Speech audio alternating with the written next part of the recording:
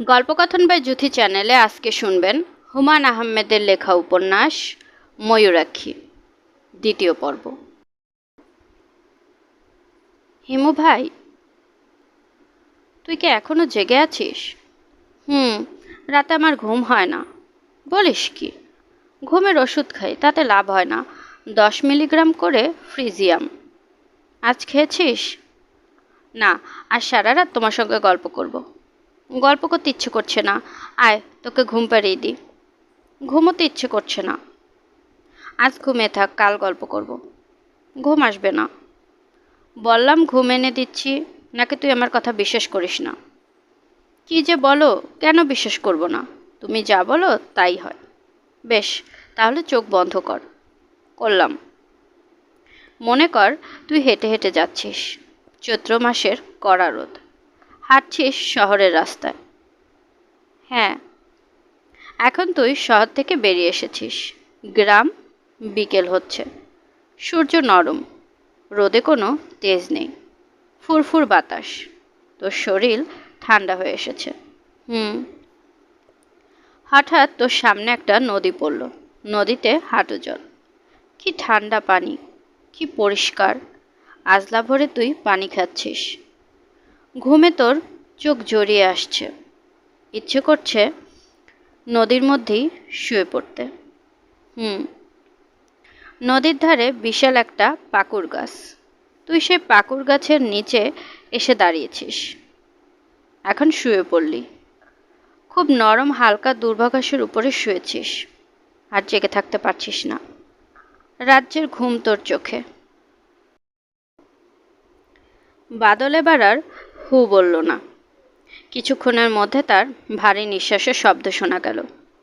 এই ঘুম সহজে ভাঙবে না। যদি কেউ এটাকে কোনো অস্বাভাবিক বা অলৌকিক কিছু ভেবে বসেন, তাহলে ভুল করবেন। পুরো ব্যাপারটার পেছনে কাজ করছে আমার প্রতি বাদলের অন্ধভক্তি। যে ভক্তি কোনো নিয়ম মানে না, যার শিকড় অনেক দূর পর্যন্ত ছড়ানো। বাদল না হয়ে অন্য কেউ যদি হতো, তাহলে আমার এই পদ্ধতি কাজ করতো না। এই ছেলেটা আমাকে বড়ই পছন্দ করে। সে আমাকে মহাপুরুষের পর্যায়ে ফেলে রেখেছে। আমি মহাপুরুষ না। আমি ক্রমাগত মিথ্যা কথা বলি। অসহায় মানুষদের দুঃখ কষ্ট আমাকে মোটেই অভিভূত করে না। একবার আমি একজন ঠেলাওয়ালার গালে চড়ও দিয়েছিলাম। ঠেলাওয়ালা হঠাৎ ধাক্কা দিয়ে আমাকে রাস্তার ড্রেনে ফেলে দিয়েছিল। নোংরা পানিতে আমার সমস্ত শরীর মাখামাখি। সেই অবস্থাতেই উঠে এসে আমি তার গালে চড় বসালাম। বুড়ো ঠেলাওয়ালা বলল, ধাক্কা দিয়ে না ফেললে আপনি গাড়ির তলে পড়তেন। আসলেই তাই। যেখানে আমি দাঁড়িয়েছিলাম ঠিক সেখান দিয়ে একটি পাজারো জিপ টান নিল। নতুন আসা এই জিপগুলোর আচার আচরণ ট্রাকের মতো। আমি গম্ভীর গলায় বললাম, মরলে মরতাম, তাই বলে তুমি আমাকে নর্দনায় ফেলবে? ঠেলাওয়ালা করুণ গলায় বলল, মাফ কইরা দেন, আর ফেলুম না। আমি আগের চেয়ে আগে গলায় বললাম, মাফের কোনো প্রশ্নই আসে না। তুমি কাপড় ধোয়ার লন্ড্রির পয়সা দেবে। গরিব মানুষ। গরিব মানুষ ধনী মানুষ বুঝি না। বের কর কি আছে। অবাক বিস্ময়ে বুড়ো আমার দিকে তাকিয়ে রইল। আমি বললাম, কোনো কথা শুনতে চাই না, বের কর কি আছে। মাঝে মাঝে মানুষকে তীব্র আঘাত করতে ভালো লাগে। কঠিন মানসিক যন্ত্রণায় কাউকে দগ্ধ করার আনন্দের কাছে সব আনন্দই ফিকে।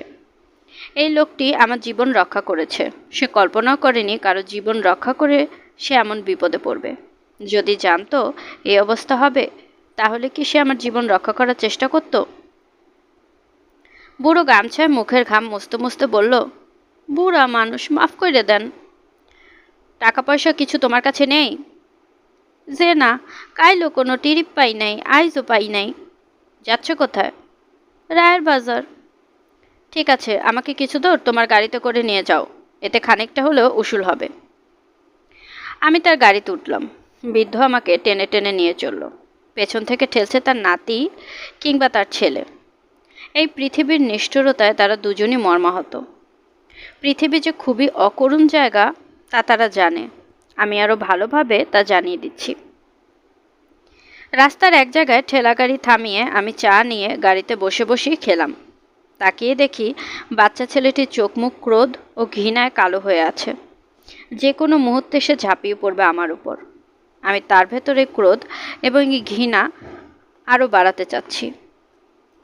মানুষকে সহ্যের শেষ সীমা পর্যন্ত নিয়ে যাওয়া সহজ কথা না, সবাই পারে না। যে পারে তার ক্ষমতাও হেলাফেলা করার মতো ক্ষমতা না। বুড়ো রাস্তার উপর বসে গামছা হাওয়া খাচ্ছে। তার চোখে আগেরকার বিস্ময়ের কিছুই এখন আর নেই। এক ধরনের নির্লিপ্ততা নিয়ে এসে তাকিয়ে আছে। আমি চা শেষ করলাম এবং বললাম, বুড়ো মিয়া, চলো যাওয়া যাক। আমরা আবার রওনা হলাম। মোটামুটি নির্জন একটা জায়গায় এসে বললাম, থামাও, গাড়ি থামাও, এখানে নামবো। আমি নামলাম। পকেটে হাত দিয়ে মানিব্যাগ বের করলাম। আমার মানিব্যাগ সবসময় খালি থাকে। আজ সেখানে 500 টাকার 2টা চকচকে নোট আছে। মজিদের টিউশনির টাকা। মজিদ টাকা হাতে পাওয়া মাত্র খরচ করে ফেলে বলে তার টাকা পয়সা সবটাই আমার কাছে আছে।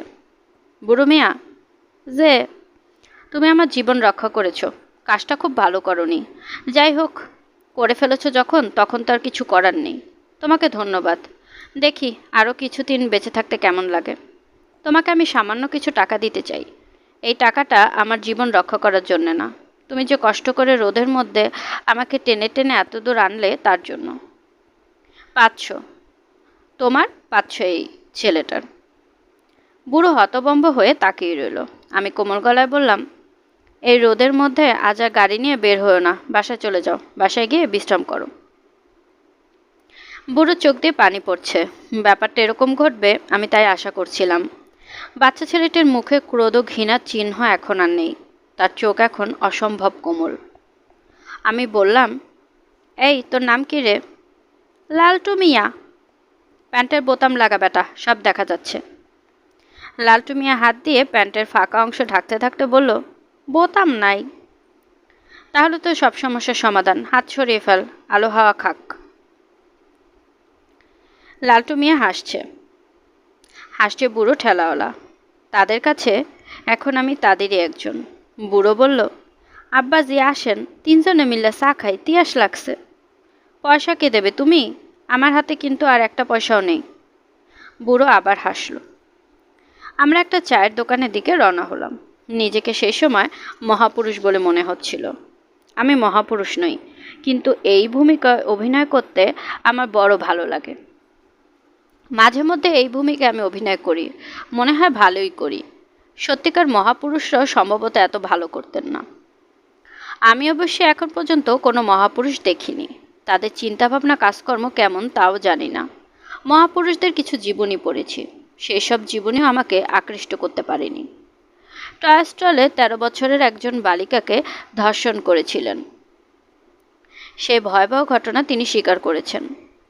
আমরা সবাই তো আমাদের ভয়ঙ্কর পাপের কথা স্বীকার করি না। মহাপুরুষ হচ্ছে এমন একজন যাকে পৃথিবীর কোনো মালিন্য স্পর্শ করেনি। এমন কেউ সত্যি সত্যি জন্মেছে কি এই পৃথিবীতে? ঘুমোতে চেষ্টা করছি, ঘুমোতে পারছি না। অসহ্য গরমে ঘুমোতে আমার কষ্ট হয় না, কিন্তু আজকের এই ঠান্ডা ঠান্ডা হাওয়ায় ঘুম আসছে না। শীত শীত লাগছে। খালি গিয়ে থাকার জন্য লাগছে। খালি গিয়ে থাকার কারণ আমার পাঞ্জাবি এখন বাদলের গায়ে। শুয়ে শুয়ে ছেলেবেলার কথা ভাবতে চেষ্টা করছি। বিশেষ কোনো কারণে নয়, ঘুমোবার আগে কিছু একটা নিয়ে ভাবতে হয় বলেই ভাবা। আমার শৈশব যাদের সঙ্গে কেটেছে তারা কেমন? জন্মের সময় আমার মা মারা যান, কাজে মার কথা কিছুই জানি না। তিনি দেখতে কেমন তাও জানি না। অবিশ্বাস্য হলেও সত্যি যে তার কোনো ছবি নেই। বাবা মারা যান আমার 9 বছর বয়সে, তার কথাও তেমন মনে নেই।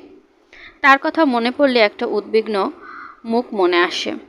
সেই মুখে বড় বড় 2টি চোখ, ভারী চশমায় ঢাকা বলে সেই চোখের ভাবও ঠিক বোঝা যায় না। মনে হয় পানির ভেতর থেকে কেউ আমার দিকে তাকিয়ে আছে। বাবা উদ্বিগ্ন গলা, কিরে, তোর ব্যাপারটা কি বলতো? যত্ন হচ্ছে না? আমি তো প্রাণপণ করছি। অবশ্য ছেলে মানুষ করার কায়দা কানুন আমি জানি না।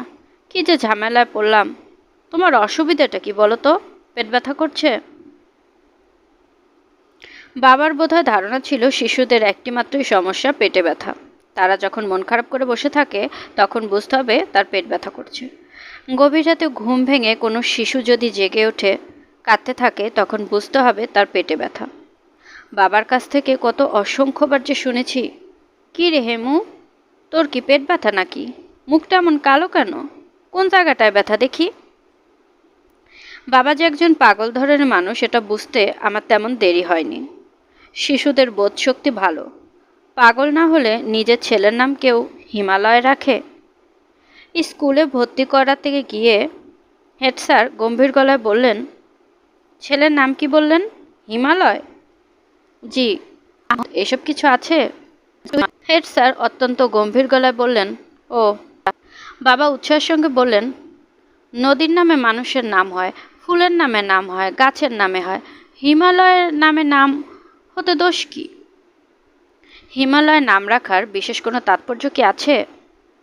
অবশ্যই আছে, যাতে এই ছেলের হৃদয় হিমালয়ের মতো বড় হয়, সেই জন্য এই নাম। তাহলে আকাশ নাম রাখলেন না কেন? আকাশ তো আরও বড়। বড় হলেও তা ধরাছোঁয়ার বাইরে, হিমালয়কে স্পর্শ করা যায়। কিছু মনে করবেন না, এই নামে স্কুলে ছেলে ভর্তি করা যাবে না। এমন কোনো আইন আছে যে হিমালয়ের নাম রাখলে সেই ছেলে স্কুলে ভর্তি হতে পারবে না? আইনটার আমি জানি না। এই ছেলেকে আমি স্কুলে নেব না। কেন? সিট নেই। আগে তো বললেন সিট আছে, এখন নেই। শিক্ষক হয়ে মিথ্যা কথা বলছেন? তাহলে তো এখানে কিছুতেই ছাত্র ভর্তি করা উচিত না। মিথ্যা কথা বলা শিখবে। খুবই ভালো কথা, তাহলে এখন যান। এই দীর্ঘ কথোপকথনের কিছুই আমার মনে নেই, মনে থাকার কথাও না। বাবা প্রতিটি ঘটনা লিখে রেখে গেছেন বলে বলতে পারলাম। বাবার মধ্যে গবেষণাধর্মী একটা স্বভাব ছিল। অতি তুচ্ছ বিষয় নিয়ে পাতার পর পাতা পরিষ্কার অক্ষরে লিখে গেছেন। তার বিদ্যা ছিল ইন্টারমিডিয়েট পর্যন্ত। ইন্টারমিডিয়েট পরীক্ষা দেবার পর রাগ করে বাড়ি থেকে বের হয়ে আসেন, আর ফিরে যাননি। জীবিকার জন্য ঠিক কী করতেন তা পরিষ্কার নয়। জ্যোতিষবিদ্যা, সমুদ্রজ্ঞান, লক্ষণ বিচার এই জাতীয় বইয়ের স্তূপ দেখে মনে হয় মানুষে হাটটাত দেখতেন। একটা প্রেসের সঙ্গে সম্ভবত যুক্ত ছিলেন। কয়েকটা নোট বইও লিখেছেন। নোটস অন প্রবেশিকা সমাজবিদ্যা, এরকম একটা বই। তার পরিবারে কারোর সঙ্গে তার কোনোই যোগাযোগ ছিল না। তাদের সম্পর্কে আমি জানতে পারি বাবার মৃত্যুর পর। গুরুতর অসুস্থ অবস্থায় বাবা তার বড় বোনকে একটি চিঠি লিখে যান যে তার মৃত্যু হলে আমাকে যেন আমার মামার বাড়ি পাঠানো হয়, এটাই তার নির্দেশ, এর অন্যথা যেন না হয়। চিঠি পাওয়ার পরপরই বাবার দিকের আত্মীয় স্বজন আমাদের ছোট্ট বাসা ভর্তি করে ফেলল। আমার দাদাজানকে আমি তখনই প্রথম দেখি। সুঠাম স্বাস্থ্যের, টকবগে গৌরবর্ণের একজন মানুষ। চেহারায় কোথায় যেন জমিদার জমিদার একটা ভাব আছে। তিনি আমার মরণাপন্ন বাবার হাত ধরে কাঁদো কাঁদো গলায় বললেন, আমার ভুল হয়েছে, আমি বাবা তোর কাছে ক্ষমা চাচ্ছি, যথেষ্ট পাগলামি হয়েছে, আর না। আমার বাবা দীর্ঘ নিঃশ্বাস ফেলে বললেন, আচ্ছা থাক, ক্ষমা করলাম, কিন্তু আমি চাই না যে আমার ছেলে আপনাদের সঙ্গে মানুষ হোক। ও যাবে তার মামাদের কাছে। তার মামারা কি আমাদের চেয়ে ভালো? না, ওরা পিশাচ শ্রেণীর। ওদের সঙ্গে থাকলে অনেক কিছু শিখবে। আমার দাদাজান এবার সত্যি সত্যি কেঁদে ফেললেন। বৃদ্ধ একজন জমিদার ধরনের মানুষ কাঁদছে, এই দৃশ্যটি সত্যি অদ্ভুত। তিনি কাঁদতে কাঁদতেই বললেন, তুই এক পাগল, তো ছেলেটাকেও তুই পাগল বানাইতে চাস? এই নিয়ে আপনার সঙ্গে কথা বলতে চাই না। আমাদের বড়লোক আত্মীয় স্বজনরা অত্যন্ত বিস্ময়ের সঙ্গে আমাদের বাসার সাজসজ্জা দেখতে থাকেন। এর ফাঁকে ফাঁকে বাবার সঙ্গে আমার দাদাজানের কিছু কথাবার্তা হলো। যেমন, ঢাকায় কতদিন ধরে আসিস? প্রায় 3 বছর। এর আগে কোথায় ছিলি? তা দিয়ে আপনার দরকার কি? তোর মা যখন অসুস্থ তখন সব খবরের কাগজে তোর ছবি ছাপিয়ে বিজ্ঞাপন দিয়েছিলাম। খবরের কাগজ আমি পড়ি না। আমার বড় ফুপু এই পর্যায়ে হাত ইশারা করে আমাকে ডাকলেন। আদুরে গলায় বললেন, খোকা, তোমার নাম কি? আমি বললাম, হিমালয়। সবাই মুখ চচই করতে লাগলো। দাদা দুঃখিত গলায় বললেন, ছেলের নাম কি সত্যি সত্যি হিমালয় রেখেছিস? বাবার সমস্ত আপত্তি অগ্রাহ্য করে তাকে বড় একটা ক্লিনিকে ভর্তি করা হলো। আপত্তি করার মতো অবস্থাও তার ছিল না। কথা প্রায় বন্ধ হয়ে গিয়েছিল। 2-একটা ছোটোখাটো বাক্য বলতেও তার অসম্ভব কষ্ট হতো। তাকে বাইরে চিকিৎসার জন্য পাঠানো হবে এমন কথা শোনা যেতে লাগলো। বাবা তাদের সে সুযোগ দিলেন না। ক্লিনিকে ভর্তি হবার 9 দিনের দিন মারা গেলেন। সজ্ঞানে মৃত্যু যাকে বলে। মৃত্যুর আগ মুহূর্তেও টনটনে জ্ঞান ছিল। আমাকে বললেন, তোমার জন্য কিছু উপদেশ লিখে রেখে গেছি, সেগুলো মন দিয়ে পড়বে। তবে লেখাটা অসম্পূর্ণ, সম্পূর্ণ করবার সময় হলো না। আমার দিকের কোনো আত্মীয় স্বজনের সঙ্গে কোনো যোগাযোগ রাখবে না এবং তাদের সাহায্য নেবে না। তবে 16 বছর পর তুমি যদি মনে করো আমার সিদ্ধান্ত ভুল, তখন তুমি নতুন করে সিদ্ধান্ত নিতে পারবে। এর আগ পর্যন্ত মামাদের সঙ্গে থাকবে। মনে রাখবে, তোমার মামারা পিশাচ শ্রেণীর মানুষদের সংস্পর্শে না এলে মানুষের সদ্গুণ সম্পর্কে ধারণা হবে না। ডাক্তার সাহেব এই পর্যায়ে বললেন, আপনি দয়া করে চুপ করুন, ঘুমোবার চেষ্টা করুন। বাবা শীতল গলায় বললেন, প্রতিপদ শুরু হয়ে গেছে। দ্বিতীয় আমার মৃত্যু হবার কথা, কাজেই আমাকে বিরক্ত করবেন না। সবচেয়ে জরুরি কথাটাই আমার ছেলেকে বলা হয়নি। শোনো হিমু, কোনো রকম উচ্চাশা রাখবি না। টাকা পয়সা করতে হবে, বড় হতে হবে, এসব নিয়ে মোটেও ভাববি না। সমস্ত কষ্টের মূলে আছে আমাদের উচ্চাশা। আমার উচ্চাশা ছিল বলে প্রথম দিকে খুব কষ্ট পেয়েছি। শেষের দিকে উচ্চাশা ত্যাগ করতে পেরেছিলাম, তাই খানিকটা আনন্দে ছিলাম। আনন্দে থাকাটাই বড় কথা। সবসময় আনন্দে থাকার চেষ্টা করবি। বাবা কথা বলতেই বলতেই একটু থামলেন। হঠাৎ গভীর আগ্রহ এবং বিস্ময়ের সঙ্গে চারদিকে তাকালেন। তারপর মৃদু স্বরে বললেন, ও আচ্ছা, তাহলে এরই নাম মৃত্যু। এটা মন্দ কি? খুব তাহলে ভয়াবহ নয়। তার কিছুক্ষণের মধ্যে বাবার মৃত্যু হলো। আমি কিছুদিন আমার দাদাজানের সঙ্গে থাকলাম। তিনি আমার প্রসঙ্গে বারবার বিস্ময় প্রকাশ করতে লাগলেন। আরে, এটা কেমন ছেলে? বাবা মরে গেল, এক ফোঁটা চোখে পানি নেই। এ তো দেখি তার বাপের চেয়েও পাগল হয়েছে। এদিকে আয়, বাপ মা মরা ছেলে চোখের পানি ফেলতে হয়। আমি শীতল গলায় বললাম, আমাকে তুই তুই করে বলবেন না। তিনি চোখ বড় বড় করে আমার দিকে তাকিয়ে রইলেন। দাদাজানের বাড়িটা বিশাল। সেই বিশাল বাড়ির দোতলায় একটা ঘর আমাকে দেওয়া হলো। সেই ঘরে এই বাড়ির ছেলেমেয়েদের জন্য সার্বক্ষণিক প্রাইভেট টিউটর থাকেন। তার নাম কিসমত মোল্লা। তিনি যখন শুনলেন আমি কোনো স্কুলে পড়ি না, এতদিন বাবার কাছে পড়েছি, তখন একেবারে আকাশ থেকে বললেন, কি পড়েছো বাবার কাছে? ইংরেজি, বাংলা, অঙ্ক, ভূগোল আর নীতিশাস্ত্র। নীতিশাস্ত্রটা কি? কোনটা ভালো, কোনটা মন্দ, কোনটা ন্যায়, কোনটা অন্যায়, এইসব। কি বলছো? কিছুই তো বুঝলাম না। যেমন ধরুন মিথ্যা। মিথ্যা বলা মন্দ, তবে আনন্দের জন্য মিথ্যা বলা অন্যায় নেই। মিথ্যা দিয়ে আমরা সত্যকে চিনতে পারি। বলছো কি এসব? বুঝিয়ে বলো। যেমন ধরুন গল্প, উপন্যাস, এসব মিথ্যা, কিন্তু এসব মিথ্যা দিয়ে আমরা সত্যকে চিনতে পারি। মাস্টার সাহেব চোখ বড় বড় করে তাকিয়ে রইলেন। নিজেকে অতি দ্রুত সামনে নিয়ে বললেন, অমাবস্যা ইংরেজি কি জানো? জানি, অমাবস্যা হলো নিউ মুন। বলে নিউ মুন, কিন্তু আকাশে তখন চাঁদ থাকে না। মৃন্ময় শব্দের মানে জানো? মৃন্ময় হলো মাটির তৈরি। মাস্টার সাহেব আমার কথাবার্তায় অত্যন্ত চমৎকৃত হলেন, কিন্তু এই বাড়ির অন্য কেউ হলো না। আমার দাদাজান ক্রমাগত বলতে লাগলেন, তোর বাবা ছিল পাগল, উন্মাদ। ও যেসব শিখিয়েছে সব ভুলে যা, সব নতুন করে শিখবি। তোকে ভালো ইংরেজি স্কুলে ভর্তি করিয়ে দিব। আর শোন, তোর নাম দিলাম চৌধুরী ইমতিয়াজ, মনে থাকবে? দাদাজান বাড়িতে ঘোষণা করে দিলেন, একে কেউ হিমালয় বা হিমু কিছুই ডাকতে পারবে না। এর নাম ইমতিয়াজ চৌধুরী, ডাকনাম টুটুল, মনে থাকবে? এই ছেলের মাথার ভেতরে নাম দুইটা ঢুকিয়ে দিতে হবে। সারাদিনে খুব কম করে হলো একে 25 বার চৌধুরী ইমতিয়াজ এবং 25 বার টুটুল নামে ডাকতে হবে। It's an order. প্রথম দিন স্কুল থেকে ফিরে এসে দেখি ময়লা পায়জামা পাঞ্জাবির উপর একটা কোট চড়িয়ে অত্যন্ত রুগ্ন এক লোক বসার ঘরে বসে আছে।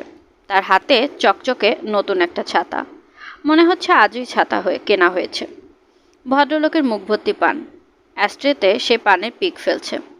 তার বসে থাকার ভঙ্গি, পান খাওয়ার ভঙ্গি এবং পানের পিক ফেলার ভঙ্গিতে কোনো সংকোচ নেই। যেন এই বাড়ির সঙ্গে তার খুব ভালো পরিচয়, যেন এটা তার নিজেরই ঘরবাড়ি। আমি ঘরে ঢোকা মাত্রই বললেন, বাবা হিমালয়, আমি তোমাকে নিতে এসেছি। আমি তোমার বড় মামা, আমাকে সালাম করো। দাদাজান গম্ভীর গলায় বললেন, আমি তো আপনাকে বলেছি তাকে নিতে পারবেন না। সে গ্রামে গিয়ে কি করবে? সে এইখানে থাকবে, পড়াশোনা করবে, তাকে স্কুলে ভর্তি করা হয়েছে। আমার বড় মামা বিচিত্র ভঙ্গিতে হাসলেন, যেন এইরকম হাস্যকর কথা তিনি আগে কখনো শোনেননি। দেখেন তালুই সাহেব, ছেলের বাবা পত্র মারফত আমাকে এই অধিকার দিয়ে গেছে। এখন যদি আপনারা দিতে না চান, বাধ্য হয়ে আইনের আশ্রয় নিতে হবে। কোর্টে ফয়সালা হবে। উপায় কি? যদিও আত্মীয় স্বজনের সঙ্গে মামলা মোকদ্দমা কোনো কাজের কথা না। দাদাজানের মুখে কোনো কথা এলো না। বড় মামা অ্যাস্ট্রেতে আরেকবার পানের পিক ফেলে বললেন, বাবার ইচ্ছে মতোই কাজ হোক, খামাখা আপত্তি করছেন কেন? ছেলে খরচাপাতির জন্য মাসে মাসে টাকা দিবেন, তাহলেই তো হয়। আপনি কি করেন? তেমন কিছু না, সামান্য বিষয় সম্পত্তি আছে, টুকটাক ব্যবসা আছে। ইউনিয়ন কাউন্সিলের মেম্বার ছিলাম, এবার জিততে পারি নাই। 13 ভোটে ঠক খেয়েছি। যদি অনুমতি দেন একটা বেয়াদবি করি। কি বেয়াদবি? একটা সিগারেট ধরাই। এমন নেশা হয়েছে, না খেলে দমটা বন্ধ হয়ে আসছে। বড় মামা অনুমতির অপেক্ষা না করে সিগারেট ধরালেন। দাদাজান বললেন, আপনি একে নিতে চাচ্ছেন কারণ আপনার ধারণা একে নিলে মাসে মাসে মোটা টাকা পাবেন, তাই না? বড় মামা বিস্মিত হওয়ার ভঙ্গি করে বললেন, এই হাতের 5 আঙ্গুলের ভেতর দিয়ে অনেক টাকা গেছে, অনেক টাকা আসছে। টাকা আমার কাছে কিছুই না, আসছি রক্তের টানে। রক্তের টান কঠিন জিনিস তালুই সাহেব। এই যে বোন বিয়ে দিলাম, তারপর আর কোনো খোঁজ নাই। কি যে যন্ত্রণা, কোনো চিঠিপত্র নাই। শুনি আজ এই জায়গায়, কাল শুনি ভিন্ন জায়গায়। কি যে যন্ত্রণা। যাক, হিমালয় বাবাকে দেখে মনটা শান্ত হয়েছে। তা বাবা, তোমার নাম কি সত্যি হিমালয়? আমি কিছু বলার আগেই দাদাজান বললেন, না, ওর নাম চৌধুরী ইমতিয়াজ। চৌধুরী আগে কি জন্যে? চৌধুরী থাকবে পিছে, আগে ঘোড়া তারপর গাড়ি। কি বলেন তালুই সাহেব? মুখে মুখে ক্রোধ ও ঘৃণা। চা এবং কেক এনে কাজের ছেলে সামনে রাখলো। বড় মামার মুখে পান। সেই অবস্থাতেই চায়ে চুমুক দিলেন, কেক হাতে নিলেন। দাদাজান বললেন, আমার ছেলে আপনার বোনের খোঁজ পেল কি করে? সেটা তালুই সাহেব আপনার ছেলেকে জিজ্ঞেস করলেই ভালো হতো। আফসোস, সে জীবিত নাই। আমরা আপনার ছেলেকে খুঁজে বের করি নাই। সে বন্ধুর সাথে আমাদের অঞ্চলে এসেছিল। সত্যি কথা বলতে কি তালুই সাহেব, বিয়ের পর মাথায় হাত দিয়ে বসে পড়লাম। বোনের খোঁজ নাই, বোন জামাইয়ের খোঁজ নাই। নানা লোকে নানান কথা বলে। কেউ বলে নামকাও আসতে বিয়ে করে নিয়ে চলে গেছে, পাচার করে দেবে। ইন্ডিয়া, পাকিস্তান, তারপর ধরেন মিডল ইস্ট, এইসব জায়গায় মেয়েকে ভাড়া খাটাবে। বাচ্চা ছেলের সামনে এমন কুৎসিত কথা বলবেন না। কুৎসিত কথা না, এগুলি সত্যি কথা। এরকম পার্টি আছে। সত্যি কথা সব সময় বলা যায় না। আমার কাছে এটা পাবেন না তালুই সাহেব। সত্য কথা আমি বলবই, ভালো লাগুক আর না লাগুক। তাই নাকি? জি। আর হিমালয় বাবাকে নিয়ে যাব, পরশু সকালে এসে নিয়ে যাব। তৈরি থাকতে বলবেন। মামলার তদবিরে এসেছি, 2টা দিন লাগবে। এই ছেলেকে আমি আপনার সঙ্গে দেব না। এইসব বলবেন না তালুই সাহেব। আত্মীয়র মধ্যে গণ্ডগোল আমার পছন্দ হয় না। আইনের আশ্রয় নিলে আপনারও ক্ষতি, আমারও ক্ষতি। আর্থিক ক্ষতি, মানসিক ক্ষতি। কোর্ট ফি এখন বাড়ায় করেছে 3 গুণ। গরিব মানুষ যেটু মামলা মোকদ্দমা করবে সেই উপায়ও রাখে না। বাবা হিমালয়, তুমি কি আমার সঙ্গে যেতে চাও না? চাই। এইটাই তো বাপের বেটা। আজ তাহলে উঠি তালুই সাহেব। বেয়াদবি কিছু করে থাকলে মাফ করে দিন, আপনার পায়ে ধরি। বড় মামা সত্যি সত্যি পা ধরতে এগিয়ে গেলেন। দাদাজান চমকে সরে গেলেন। 2 দিন পর আমি মামার সঙ্গে রওনা হলাম। গন্তব্য ময়মনসিংহের হিরণপুর। আমার বাবা অনেকবারই বলেছেন আমার মামারা পিশাচ শ্রেণীর, কাজেই তাদের সম্পর্কে আগে থেকেই একটা ধারণা আমার মধ্যে ছিল। আমি বড় মামা এবং অন্য 2 মামার আচার আচরণে মোটেই অবাক হলাম না। মামার বাড়ি উপস্থিত হবার 3য় দিনে একটি ঘটনার কথা বলি। এই ঘটনা থেকে মামাদের মন মানসিকতার একটা আঁচ পাওয়া যাবে। বড় মামার বাড়িতে 3টা বিড়াল আছে। এরা খুবই উপদ্রব করত। বড় মামার নির্দেশে বিড়াল 3টাকে ধরা হলো। তিনি বললেন, হাদিসে আছে বিড়াল উপদ্রব করলে আল্লাহর নামে এদের জবাহ করা যায়, তাতে দোষ হয় না। দেখি বড় ছুরিটা বার করো। এই কাজ তো আর কেউ করবে না, আমাকে করতে হবে, উপায় কি? মামা নিজেই উঠোনে 3টা বিড়ালকে জবাই করলেন। এর মধ্যে একটি ছিল গর্ভবতী। ওই বাড়িতে আমার তেমন কোনো অসুবিধা হয়নি। 3 মামা একসঙ্গে স্কুল ঘরের মতো লম্বা একটা টিনের ঘরে থাকতেন। পুরো বাড়িতে ছেলেপুলের বিশাল দল। তাদের জগৎ ছিল ভিন্ন। একসঙ্গে পুকুরে ঝাঁপ দেওয়া, একসঙ্গে সন্ধ্যাবেলা পড়তে বসা, একসঙ্গে স্কুলে যাওয়া, জাম্বুরা দিয়ে ফুটবল খেলা, গোল্লাছুট খেলা, খাওয়াও হতো একসঙ্গে। এক মামি ভাত দিয়ে যাচ্ছেন, আরেক মামি দিচ্ছেন 1 হাতা করে তরকারি, 2 হাতা ডাল, চামচে যা উঠে আসে তাই। কেউ বলতে পারবে না আমাকে এটা দাও ওটা দাও, বললেই চামচের বাড়ি। আমাদের মধ্যে মারামারি লেগেই ছিল। এ ওকে মারছে, সে তাকে মারছে। সেসব নিয়ে কোনো নালিশও হচ্ছে না। নালিশ দেয় বিপদ আছে। একজন নালিশ দিল, কার বিরুদ্ধে নালিশ, কী সমাচার ভালো মতো শোনাই হলো না। হাতের কাছে যে কয়জন পাওয়া গেল পিটিয়ে লাশ বানিয়ে ফেলা হলো। সত্যিকার অপরাধী হয়তো শাস্তিও পেল না। আমি এই বিশাল দলের সঙ্গে অবলীলায় মিশে গেলাম। সীমাহীন স্বাধীনতা, যে স্বাধীনতায় সচরাচর শিশুরা পায় না। আমি কি করছি না না করছি বড়রা তা নিয়ে মোটেও মাথা ঘামাতো না। একজনের হয়তো জ্বর হয়েছে, সে বিছানায় শুয়ে কুকু করছে, কেউ ফিরে তাকাচ্ছে না। নিতান্ত বাড়াবাড়ি না হলে ডাক্তার নেই। মাসে একবার নাপিত এসে সবকটা ছেলের মাথা প্রায় মুড়িয়ে দিয়ে ধার নিয়ে চলে যাচ্ছে। জামা কাপড়ও কোনো ঠিক ঠিকানা নেই। এ ওরটা পড়ছে, ও তারটা পড়ছে। মামাদের বাড়ি থেকে আমি ম্যাট্রিক পাশ করি। সে বছর ম্যাট্রিক পাশ করি, বড় মামা সেই বছরই মারা যান। তার শত্রুর অভাব ছিল না, বলতে গেলে গ্রামের সবাই ছিল তার শত্রু। এক অন্ধকার বৃষ্টির রাতে একজন কেউ মাছ মারার কোচ দিয়ে বড় মামাকে গেঁথে ফেললে। বিশাল কোচ। মামার পেট এফোর ওফোর হয়ে যায়। কোচের খানিকটা পিঠ ছেদ হয়ে বের হয়ে থাকে। উঠানে চাটাই পেতে মামাকে শুয়ে রাখা হয়। দৃশ্য দেখার জন্য সারা গ্রামের লোক ভেঙে পড়ে। তাকে সদরে নিয়ে যাওয়ার জন্য মহিষের গাড়ির ব্যবস্থা হলো। মামা ঠান্ডা গলায় বললেন, এতক্ষণ বাঁচব না, তোমরা আমাকে থানায় নিয়ে যাও। মরার আগে আমি কারা এই কাজ করেছে তা বলে যেতে চাই। মামা কাউকেই দেখেননি, তবু তিনি মৃত্যুর আগে আগে থানায় ওসির কাছে 4 জনের নাম বললেন। তিনি বললেন তার হাতে টর্চ ছিল, তিনি টর্চ ফেলে ফেলে এদের দেখেছেন। ওসি সাহেব মামার দেওয়া জবানবন্দি লিখতে লিখতে বললেন, ভাই সাহেব এই কাজটা করবেন না। ডেথ বেড কনফেশন খুব শক্ত জিনিস, শুধুমাত্র এর উপরই কোর্ট রায় দিয়ে দেবে। নির্দোষ কিছু মানুষকে আপনি জড়াচ্ছেন, এদের ফাঁসি না হলেও যাবজ্জীবন হবে। মামা বললেন, যা বলছি সবই সত্যি, কোরআন মজিদ আনেন। আমি কোরআন মজিদে হাত দিয়ে বলি। ওসি সাহেব বললেন, তা দরকার হবে না, নিন এখানে সই করুন, এটা আপনার জবানবন্দি। মামা সই করলেন। মারা গেলেন থানাতেই। মরবার আগে মেজো মামাকে কানে কানে বললেন, এক ধাক্কায় 4 শত্রু শেষ, কাজটা মন্দ হয় না। 4 শত্রু শেষ করা গাঢ় আনন্দ নিয়ে মামা মারা গেলেন। তবে মৃত্যুর আগে আগে মৌলানা ডাকিয়ে তওবা করলেন। তাকে খুবই আনন্দিত মনে হলো।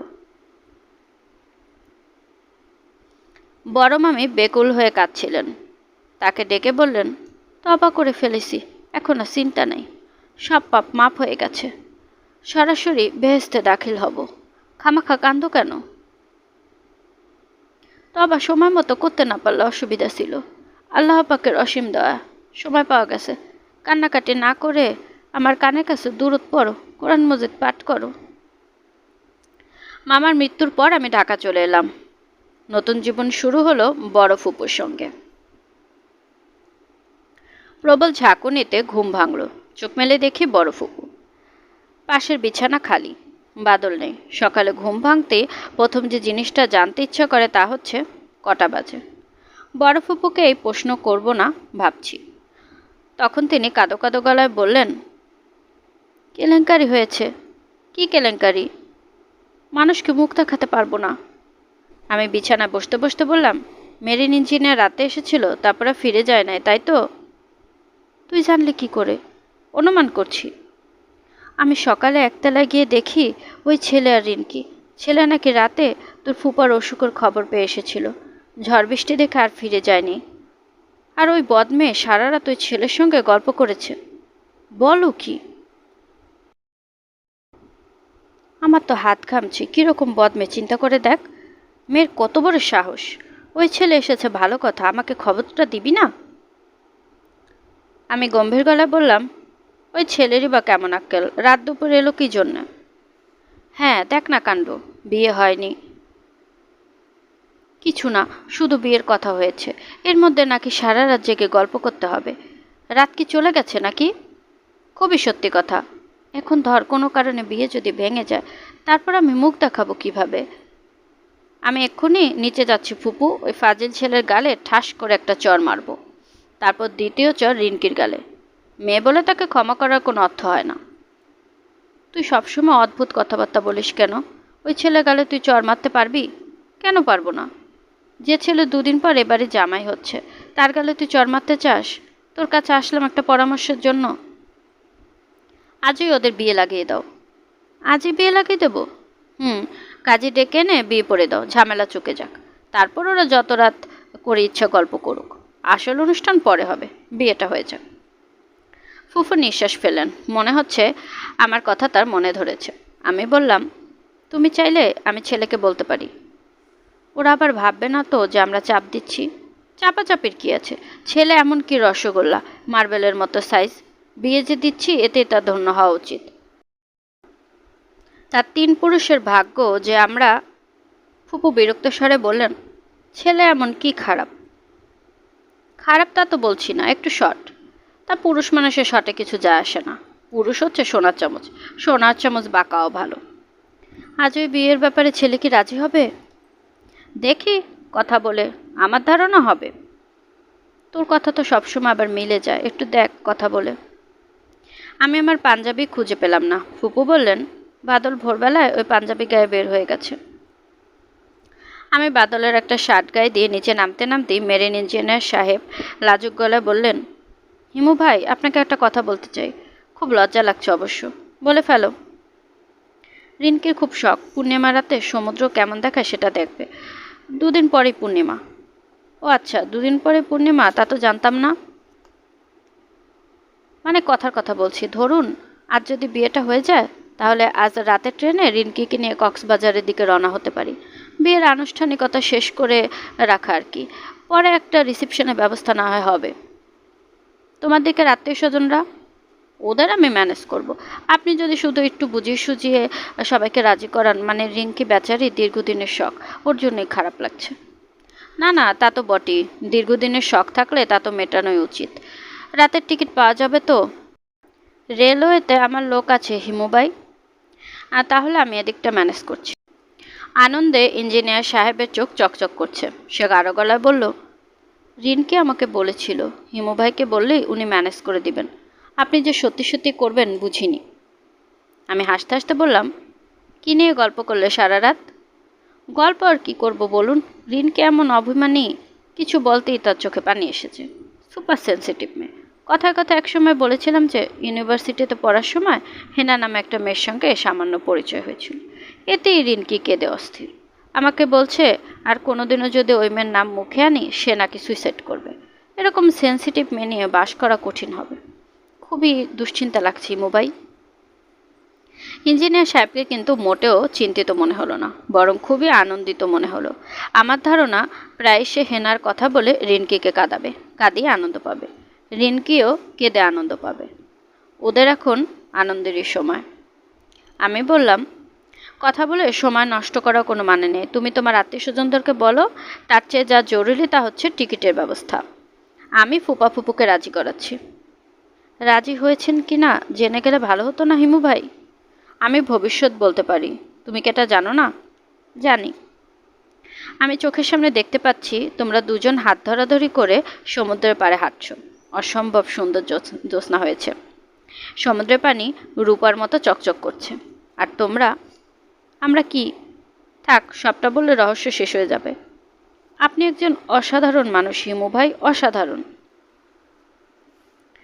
আমি এবং বাদল ওদের 11টা ট্রেনে তুলে দিতে এলাম। ফুপা ফুপু এলেন না। ফুপার শরীর খারাপ হয়েছে। ট্রেন ছাড়বার আগ মুহূর্তে রিনকি বলল, হিমু ভাই, আমার কেমন জানি ভয় ভয় করছে। কিসের ভয়? এত আনন্দ লাগছে, আনন্দের পরে তো কষ্ট আসে। যদি খুব কষ্ট আসে? কষ্ট আসবে না, তোদের জীবন হবে আনন্দময়। তোদেরকে আমি আমার ময়ূরাক্ষী নদী ব্যবহার করতে দিয়েছি। এই নদী যারা ব্যবহার করে তাদের জীবনে কষ্ট আসে না। তুমি কি যে পাগলের মতো কথা বলো মাঝে মাঝে, কিসের নদী?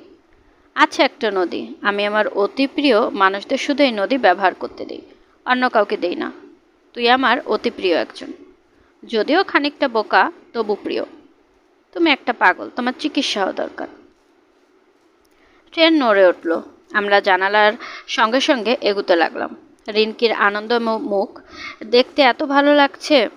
রিনকির চোখে এখন জল, সে কাঁদছে। আমি মনে মনে বললাম, হে ঈশ্বর, এই কান্নায় রিনকি নামের মেয়েটির জীবনের শেষ কান্না হোক। প্রায় 10 দিন পর আস্তানায় ফিরলাম। আস্তানা মানে মজিদের mess, the new boarding house. Majid ওই বোর্ডিং হাউসে দীর্ঘদিন ধরে আছে। কলেজে যখন পড়তে আসে তখন এই অন্ধ গহ্বর খুঁজে বের করে। নামমাত্র ভাড়া একটা ঘর, সেই ঘরে একটা চৌকি, একটা টেবিল। চেয়ারের ব্যবস্থা নেই, কারণ চেয়ার পাতার জায়গা নেই। মজিদের চৌকিতে একটা শীতল পাটি, শীত গ্রীষ্ম সবসময় পাতা থাকে। মশারিও খাটানো থাকে। প্রতিদিন মশারি তোলা এবং মশারি ফেলার সময় মজিদের নেই। তাকে সকাল থেকে রাত 11টা পর্যন্ত নানান ধান্দায় ঘুরতে হয়। প্রতি মাসে 3টি মানি অর্ডার করতে হয়, একটা দেশের বাড়িতে, একটা তার বিধবা বড় বোনের কাছে, তৃতীয়টি আবুল কালাম বলে এক ভদ্রলোককে। এই ভদ্রলোক মজিদের কোনো আত্মীয় নন। তাকে প্রতি মাসে কেন টাকা পাঠাতে হয় তা মজিদ কখনো বলেনি। জিজ্ঞেস করলে হাসে। এই রহস্যের কারণেই মজিদকে আমার বেশ পছন্দ। আমাকে মজিদের পছন্দ কি না আমি জানি না। সে মানুষের সঙ্গে সম্পূর্ণ অনাগ্রহ নিয়ে মেশে, কোনো কিছুতে অবাক বা বিস্ময় প্রকাশ করে না। সম্ভবত শৈশবেই তার বিস্মিত হবার ক্ষমতা নষ্ট হয়ে গেছে। ইউনিভার্সিটিতে পড়বার সময় তাকে একবার একটা ম্যাজিক শো দেখাতে নিয়ে গিয়েছিলাম। ডাচ এক জাদুকর জার্মান কালচারাল সেন্টারে জাদু দেখাচ্ছেন। বিস্ময়কর কাণ্ডকারখানা একের পর এক ঘটে যাচ্ছে। একসময় তিনি তার সুন্দরী স্ত্রীকে করার দিক কেটে দুটুকরো করে ফেললেন। ভয়াবহ ব্যাপার। মহিলা দর্শকরা ভয়ে উ জাতীয় শব্দ করছে। তাকিয়ে দেখি মজিদ ঘুমিয়ে পড়েছে। ক্ষীণ নাক ডাকার শব্দও আসছে। আমি চিমটি কেটে তার ঘুম ভাঙালাম। সে বলল, কি হয়েছে? আমি বললাম, করাত দিয়ে মানুষ কাটা হচ্ছে। মজিদ হাই তুলতে তুলতে বলল, ও আচ্ছা। সে সম্পূর্ণ নির্লিপ্ত ভঙ্গিতে তাকিয়ে রইল। অথচ আমি অনেক ঝামেলা করে 2টা টিকিট জোগাড় করেছি, যাতে একবার অন্তত সে বিস্মিত হয়। আমার ধারণা তাজমহলের সামনেও যদি তাকে নিয়ে যাওয়া হয়, সে হাই চাপতে চাপতে বলবে, ও আচ্ছা, এইটাই তাজমহল, ভালোই তো, মন্দ কি। মজিদকে আমার একবার তাজমহল দেখানোর ইচ্ছা, শুধু দেখার জন্য সত্যি সত্যি সে কি করে, বা আসলে কিছু করে কিনা। 10 দিন পর মজিদের সঙ্গে আমার দেখা। সে একবার মাত্র মাথা ঘুরিয়ে তাকালো, তার পরপরই পত্রিকা পড়তে লাগলো। বছরখানেক আগের বাসি একটা ম্যাগাজিন। একবার জিজ্ঞেস করলো না আমার খবর কি, আমি কেমন আছি, এতদিন কোথায় ছিলাম। আমি বললাম, তোর খবর কী রে মজিদ? মজিদ এই প্রশ্নের উত্তর দিল না। অপ্রয়োজনীয় কোনো প্রশ্নের উত্তর সে দেয় না। আজ তো টিউশনে নেই, ঘরে বসে আছিস? আর শুক্রবার। তখন মনে পড়ল ছুটির দিনে যখন হাতে তার কোনো কাজ থাকে না, তখনই সে ম্যাগাজিন জোগাড় করে ম্যাগাজিনের পাতা উল্টাতে উল্টাতে ঘুমায়, আবার জেগে উঠে ম্যাগাজিনের পাতা উল্টায়, কিছুক্ষণ পর আবার ঘুমিয়ে পড়ে। জীবনের কাছে তার যেন কিছুই চাওয়ার বা পাওয়ার নেই। 4-5টা টিউশনি, মাঝে মধ্যে কিছু খুচরা কাজ এবং প্রুফ দেখার কাজেই সে খুশি। বিএ পাশ করার পর কিছুদিন সে চাকরির চেষ্টা করছিল। তারপর ধুর, আমার হবে না বলে সব ছেড়ে ছুড়ে দিল। আমি একবার বললাম, সারা জীবনই এই করে কাটাবি নাকি? সে বলল, অসুবিধা কি, তুই তো কিছুই না করে কাটাচ্ছিস। আমার অবস্থা ভিন্ন। আমার কোনো দায় দায়িত্ব নেই, তাছাড়া আমি একটা এক্সপেরিমেন্ট করছি, তুই তো কিছু করছিস না। মজিদ কিছুই বলল না। আমি ভেবেছিলাম একবার হয়তো জিজ্ঞেস করবে কিসের এক্সপেরিমেন্ট, তাও করল না। আসলেই তার জীবনে কোনো কৌতূহল নেই। রূপাকে অনেক বলে কয়ে একবার রাজি করিয়েছিলাম যাতে সে মজিদকে নিয়ে চিড়িয়াখানা থেকে ঘুরে আসে। আমার দেখার ইচ্ছা একটি অসম্ভব রূপবতী এবং বুদ্ধিমতী মেয়েকে পাশে পেয়ে তার মনে ভাব কী হয়। আগের মতো কি সে নির্লিপ্ত থাকে, না জীবন সম্পর্কে খানিকটা হলেও আগ্রহী হয়? আমার প্রস্তাবে রূপা প্রথমে খুব রাগ করলো, চোখ তীক্ষ্ণ করে বলল, তুমি নিজে কখন আমাকে নিয়ে চিড়িয়াখানায় গিয়েছ? চিনি না জানি না একটা ছেলেকে নিয়ে আমি যাব। তুমি আমাকে পেয়েছো কি? সে যতই রাগ করে আমি ততই হাসি। রূপাকে ঠান্ডা করার এই একটাই পথ। সে যত রাগ করবে আমি তত হাসব। আমার হাসি দেখে আরও রাখবে, আমি আরও হাসব। সে হাল ছেড়ে দেবে। এবারও তাই করলো। সে মজিদকে নিয়ে যেতে রাজি হলো। আমি এক ছুটির দিনে মজিদকে বললাম, তুই চিড়িয়াখানা থেকে ঘুরে আয়, পত্রিকায় দেখলাম জিরাফ এসেছে। মজিদ বলল, জিরাফ দেখে কি হবে? কিছুই হবে না, তবু দেখে আয়। ইচ্ছে করছে না। আমার এক দুঃসম্পর্কের ফুফাতো বোন, বেচারি চিড়িয়াখানা দেখার শখ, সঙ্গে কোনো পুরুষ মানুষ না থাকায় যেতে পারছে না। আমার আবার জন্তু জানোয়ারে ভালো লাগে না, তুই তাকে নিয়ে যা। মজিদ বলল, আচ্ছা। আমার ধারণা ছিল রূপাকে দেখেই মজিদ একটা ধাক্কা খাবে। সেরকম কিছুই হলো না। রূপা গাড়ি নিয়ে এসেছিল। মজিদ গম্ভীর মুখে ড্রাইভারের পাশে বসল। রূপা হাসি মুখে বলল, আপনি সামনে বসেছেন কেন? পেছনে আসুন, দুজন গল্প করতে করতে যাই। মজিদ বলল, আচ্ছা। পেছনে এসে বসল। তার মুখ ভাবলেশীন। একবার ভালো করে দেখলও না তার পাশে যে বসে আছে সে মানবী না অপসরী। ফিরে আসার পর জিজ্ঞেস করলাম, কেমন দেখলি? ভালোই। কথা হয়েছে রূপার সঙ্গে? কি কথা হলো? মনে নেই। আচ্ছা, রূপার পরনে কী রঙের শাড়ি ছিল বলতো? লক্ষ্য করিনি তো। আমি মজিদের সঙ্গে অনেক সময় কাটাই। রাতে তার সঙ্গে এক চৌকিতে ঘুমাই। তার কাছ থেকে শিখতে চেষ্টা করি কি করে আশেপাশের জগৎ সম্পর্কে পুরোপুরি নির্লিপ্ত হওয়া যায়। সাধু সন্ন্যাসীরা অনেক সাধনায় যে স্তরে পৌঁছেন, মজিদ সে স্তরটি কী করে এত সহজে অতিক্রম করলো তা আমার জানতে ইচ্ছে করে। আমার বাবা তার খাতায় আমার জন্য যেসব উপদেশ লিখে রেখে গেছেন তার মধ্যে একটা শিরোনাম হচ্ছে নির্লিপ্ততা। তিনি লিখেছেন, নির্লিপ্ততা। পৃথিবীর সকল মহাপুরুষ এবং মহাজ্ঞানীরা এই জগতের মায়া বলিয়া অভিহিত করিয়াছেন।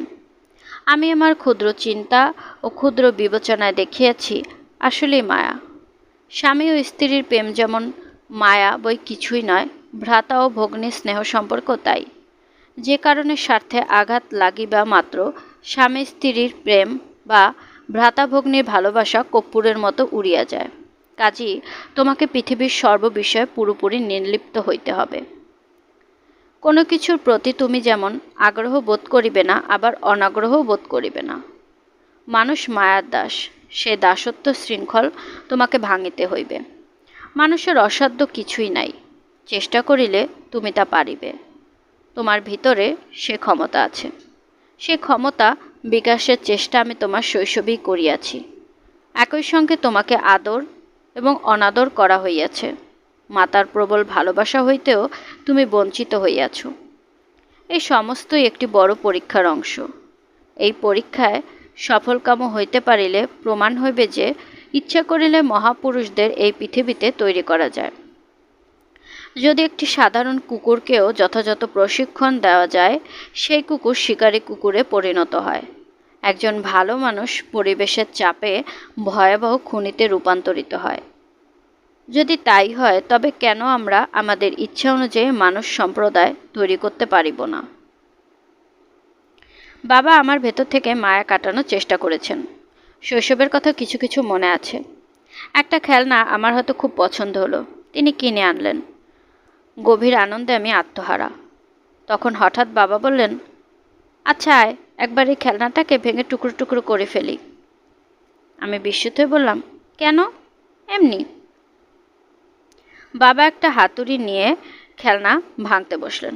আমি কাঁদো কাঁদো চোখে তাকিয়ে দেখলাম। একবার খাঁচায় করে একটা টিয়া পাখি নিয়ে এলেন। কি সুন্দর সবুজ রং, লাল টুকটুকে ঠোঁট।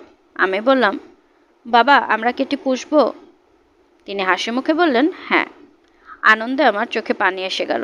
আমি বললাম, টিয়া পাখি কি খায় বাবা? শুকনো মরিচ খায়। ঝাল লাগে না? না, একটা শুকনো মরিচ নিয়ে এসে দাও, দেখবে কিভাবে কপ কপ করে খাবে। আমি ছুটে গেলাম শুকনো মরিচ আনতে। মরিচ এনে দেখি বাবা টিয়া পাখিটার গলা টিপে মেরে ফেলছেন। এমন সুন্দর একটা পাখি মরে পড়ে আছে। ভয়ঙ্কর একটা ধাক্কা লাগলো। বাবা বললেন, মন খারাপ করবি না, মৃত্যু হচ্ছে এই জগতের আদি সত্য। তিনি তার পুত্রের মন থেকে মায়া কাটাতে চেষ্টা করেছেন। তার চেষ্টা কতটা সফল হয়েছে? মায়া কি কেটেছে? আমার তো মনে হয় না। এই যে মজিদ চুপচাপ বসে আছে, কেন জানি বড় মায়া লাগছে তাকে দেখে। এই মায়া আমার বাবা শত ট্রেনিংয়েও কাটাতে পারেননি, অথচ মজিদ কোনো রকম ট্রেনিং ছাড়াই সব মায়া কাটিয়ে বসে আছে। মজিদকে ছাত্র হিসেবে পেলে বাবার লাভ হতো। মজিদ, কি? আমার হাতে একটা চাকরি আছে, করবি? কি চাকরি? কি চাকরি জানি না, আমার বড় ফুপা বলেছিলেন জোগাড় করে দিতে পারেন। তিনি আমাকে চেনেন কিভাবে? চেনেন না? চাকরিটা আমার জন্য, তবে আমি তোকে পাইয়ে দেব। দরকার নেই। দরকার নেই কেন? টাকা পয়সা টানাটানি তো এখন আর আগের মতো নেই। দেশে এবার থেকে আর পাঠাতে হবে না। কেন? বাবা মারা গেছেন। সে কি? আমি বিস্মিত চোখে তাকিয়ে রইলাম। মজিদ বলল, এত অবাক হচ্ছিস কেন? বুড়ো হয়েছে, মারা গেছে, কিছুদিন পর আর বোনকেও টাকা পাঠাতে হবে না। সেও কি মারা যাচ্ছে? না, তার ছেলে পাশ করে গেছে, বিয়ে পাশ করেছে, চাকরি বাকরি কিছু পেয়ে যাবে। তুই চাস না তোর একটা গতি হোক? আরে দূর দূর, ভালোই তো আছি। মজিদ হাই তুলল। আমি বললাম, ভাত খেয়েছিস? না, চল খেয়ে আসি। রাস্তায় নেমেই মজিদ বলল, বিয়ে বাড়িটারি কিছু পাওয়া যায় কি না খুঁজে দেখবি, বিরিয়ানি খেতে ইচ্ছে করছে। আমি বললাম, বিয়ে বাড়ি খুঁজতে হবে না, চল পুরনো ঢাকায় তোকে নিয়ে যাই, বিরিয়ানি খাওয়াবো, টাকা আছে। আবার অত দূর যাবো, আজ ছুটির দিন ছিল, একটু হাঁটলেই বিয়ে বাড়ি পেয়ে যেতাম। তুই কি একটা বিয়ে করবি নাকি? আমি? আরে দূর দূর, বিয়ে করা মানে শতেক যন্ত্রণা, শতেক দায়িত্ব। দায়িত্ব ভালো লাগে না। সিগারেট খাবি? মজিদ হ্যাঁ না কিছুই বলল না। দিলে খাবে, না দিলে খাবে না। আমি রাস্তার মোড়ের দোকান থেকে সিগারেট কিনলাম। মজিদ নির্লিপ্ত ভঙ্গিতে টানছে। আমি বললাম, তুই দিন দিন কি হয়ে যাচ্ছিস বলতো? কি হচ্ছি? গাছ হয়ে যাচ্ছিস। সত্যি সত্যি গাছ হতে পারলে ভালোই হতো। আমরা রিকশার খোঁজে বড় রাস্তা পর্যন্ত চলে এলাম। রিকশা আছে, তবে ওরা কেউ পুরনো ঢাকার দিকে যাবে না। দূরের ট্রিপে ওদের ক্ষতি, কাছের ট্রিপে পয়সা বেশি, পরিশ্রমও কম। এত কিছু মাথায় ঢুকবে না এরকম বোকা একজন রিকশাওয়ালার জন্য আমরা অপেক্ষা করতে লাগলাম। মজিদ, বল, তুই দেখ রিকশা পাস কিনা, আমি চট করে টেলিফোন করে আসি। আচ্ছা। আমি টেলিফোন করতে ঢুকলাম তরঙ্গিনী নামের স্টেশনারি দোকানে। আজকাল চমৎকার সব দোকান হয়েছে। এদের নাম যেমন সুন্দর, সাজসজ্জাও সুন্দর। আমাকে দেখেই দোকানের সেলসম্যান জামান এগিয়ে এলো। এই ছেলের বয়স অল্প, সুন্দর চেহারা। একদিন দেখি দোকানে আর আসছে না। মাস দুয়েক পরে আবার এসে উপস্থিত, সমস্ত মুখ ভর্তি বসন্তের দাগ। ব্যাপারটা বিস্ময়কর, কারণ পৃথিবী থেকে বসন্ত উঠে গেছে। এই ছেলে সেই বসন্ত পেল কি করে? সবসময় ভাবি জিজ্ঞেস করা হয়ে ওঠে না। তবে তার মুখে দাগ হবার পর তার ব্যবহার খুব ভালো হয়েছে। আগে ব্যবহার খুব খারাপ ছিল। জামান হাসি মুখে বলল, স্যার ভালো আছেন? টেলিফোন করবেন? যদি টেলিফোনে ডায়াল টোন থাকে এবং টেলিফোনের চাবি থাকে তাহলে করব। দুটো টেলিফোন করব। এই যে 4 টাকা। টাকা দিয়ে সবসময় লজ্জা দেন স্যার। লজ্জার কিছু নেই। টেলিফোন শেষে আমি আপনাকে একটা কথা জিজ্ঞেস করব। প্রায় জিজ্ঞেস করব ভাবি, কিন্তু মনে থাকে না। আজ আপনি মনে করিয়ে দেবেন। জি আচ্ছা। আমার সামনে টেলিফোন দিয়ে জামান সরে গেল। এই ভদ্রতা আছে তার। অধিকাংশ দোকানই টেলিফোন করতে দেয় না, টাকা দিয়েও না। যদিও দেয়, রিসিভারের আশেপাশে ঘুরঘুর করে, কি কথা হচ্ছে শুনবার জন্য। শুনছিলেন হুমায়ূন আহমেদের লেখা উপন্যাস ময়ূরাক্ষী, 2য় পর্ব। আজকের পর্বটি কেমন লাগলো কমেন্ট করে জানাতে ভুলবেন না। আমি আমার নিজের মতো করে আপনাদেরকে গল্প পাঠ করে শোনানোর চেষ্টা করছি, তাই ভুল ত্রুটি কিছু হলে আশা করি ক্ষমা সুন্দর দৃষ্টিতে দেখবেন। এবং গল্প পাঠ ভালো লাগলে প্লিজ আমার চ্যানেলটিকে সাবস্ক্রাইব করবেন। চাইলে অন্যদের সাথেও শেয়ার করতে পারেন। গল্পকথন বা জুথি চ্যানেলের সাথেই থাকবেন। আশা করছি। আল্লাহ হাফেজ।